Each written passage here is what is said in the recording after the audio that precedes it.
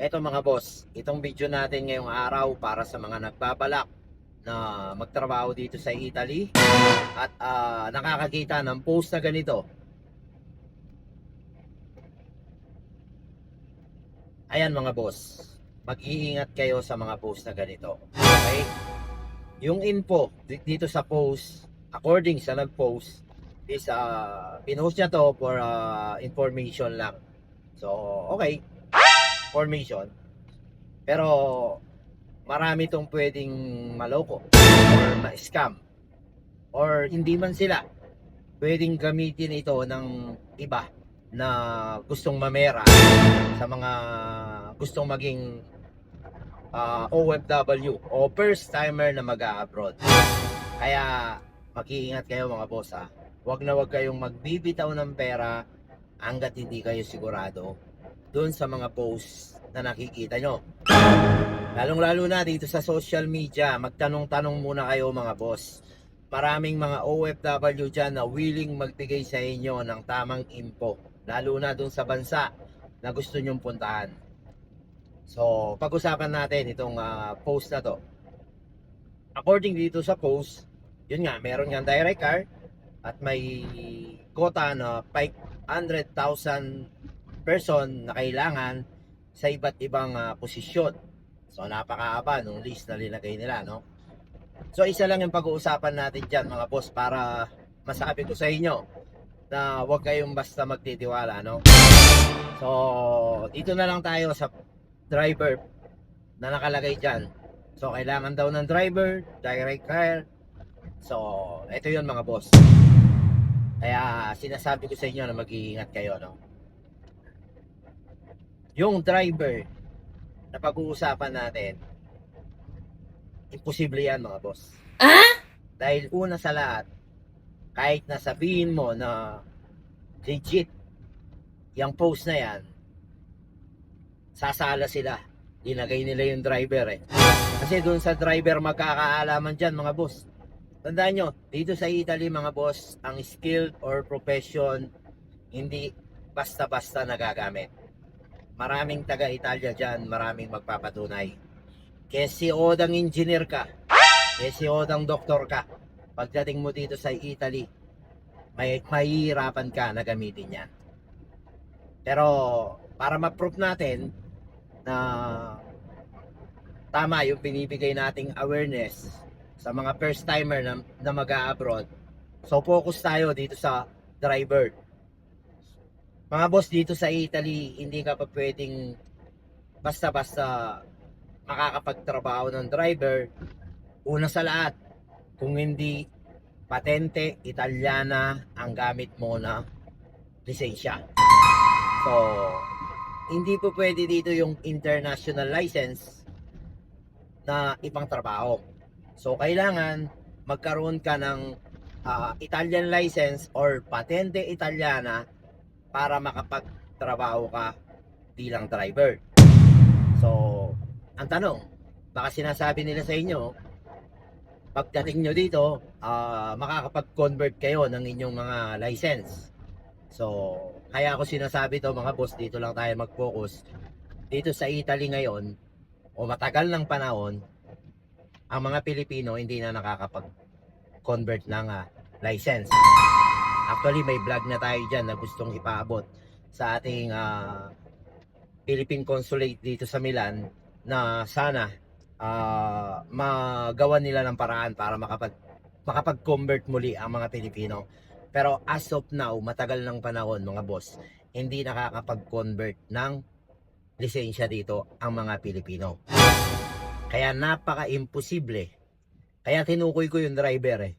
Napaka-imposible mga boss. Na ida-direct hire kayo dito, dala nyo yung Philippine license nyo, tapos ang trabaho na ibibigay sa inyo, driver. Doon negative talaga. Siguradong sigurado ako mga boss. Negative na negative doon dahil pagdating nyo dito, hindi kayo basta makakapag-drive. Lalong-lalo na sa trabaho. Kailangan nyo talaga ng patente Italiana or Italian license. So, mga boss alam ko gustong gusto nyo makapag-abroad or baka ang Italy ang napili nyong bansa napuntahan. So, advice lang, mag-iingat kayo mga boss. Maraming scammer ngayon. Wag kayong basta maniniwala sa kahit anong post na makikita nyo, lalo na ang ino-offer nila ay massive recruitment o marami yan o kumpanya na sinasabi nila. Bomala yan mga boss, bomala. Walang kumpanya dito na kumukuha ng direct na tao sa labas ng bansa, dahil napakadaming Pilipino dito at stranger na po pwede nilang makuha, na process na yung kanilang documents, wala na silang iintindihin. So para mag-aksaya pa sila ng panahon, pera, para kumuha ng mga trabahador sa labas ng bansa, dito na sila kukuha ng mga magtatrabaho sa kanila. So ayan, dito sa nag-post naman ng pinakita natin na to. So hindi ko sinasabi na hindi kayo legit. Kahit anumang site yung nilalagay nyo dyan, kung verify man yan o kung tunay man yan site na yan, so yung post nyo nakaka-missing po. Kasi hindi talaga ganyan yung sistema ng pagpunta dito sa Italy, lalong-lalo na sa direct card. So, yan mga boss, yun na lang. Kung saan bansa man kayo pupunta, hindi man dito sa Italy, baka makita nyo na sa Netherlands, sa Paris, sa Barcelona, may mga ganitong hiring. Kasi uso ngayon sa Facebook to eh. Lagi nating nakikita to eh. Tapos, siyempre, kapag beginner ka, wala kang idea kung paano mag-abroad, no? So, isa lang ang masasabi ko, maging aware kayo. First, i-verify nyo kung legit yung agency. I-verify nyo kung talagang may trabaho kayo na dadatnan dun sa bansa na pupuntahan nyo, kung ano man yung napili nyo. At wag kayong magbibitaw ng pera. So, dito sa post, makikita natin, sinasabi nila, no placement fee. Ayan, kaway-kaway sa mga taga-Italia dyan. Patunayan nyo kung merong nagpunta dito sa Italia na no placement fee.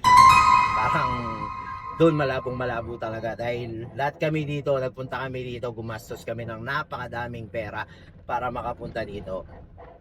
Kaya yung no placement fee na sinasabi nila, bumalayan mga boss. So mag-iingat kayo mga boss. Ito, ginawa natin yung video para maging aware lang naman tayo, kasi medyo alarming na eh. Medyo dumadami na yung nakikita nating post sa Facebook na merong mga ganitong tema, na ang datingan parang recruitment, parang malaki ang recruitment yung ino-offer nila. So dito sa Italy mga boss, sa 20 years ng pagtatrabaho ko dito, never ako nakarinig na may mga kumpanya na kumukuha ng maraming tao sa labas ng bansa. So mas priority nila yung nandito na at may mga documents na. So yun lang, sa mga kababayan natin dyan na gustong mag-abroad, mag-iingat kayo. Yung perang pinagpaguran nyo na gusto nyong gamitin sa pag-abroad nyo, siguraduhin nyo na tamang agency at makakapunta kayo dun sa bansa na gusto nyong puntahan. At syempre, pinaka-importante dun, makakapagtrabaho kayo. So yun lang mga boss, no hate, hindi rin tayo nambabas dito sa nag-post na to. Gusto lang nating magbigay ng kaalaman o awareness sa ating mga kababayan, lalong-lalo na nandito tayo sa Italy at alam naman natin yung sistema dito. At yun na nga, never nating narinig na may ganitong klaseng kumukuha o nagda-direct card ng napakaraming tao para magtrabaho dito. So yun lang mga boss, see you next vlog.